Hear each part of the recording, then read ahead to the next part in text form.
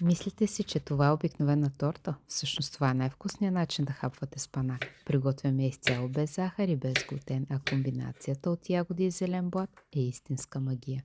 Кремът е моят нов фаворит. Лека комбинация от скир и кокосова сметана. Става невероятно пухкав и ефирен. Зеленият цвят на блата е напълно естествен от пресен спанак, който изобщо не се усеща на вкус, но дава страхотна сочност. Завършвам с пресни ягоди. И я прибирам да се охлади. Едно такова парче е едва 250 калории, така че можете да му се насладите напълно спокойно. Пълната рецепта ви очаква в описанието. Запазете я и опитайте.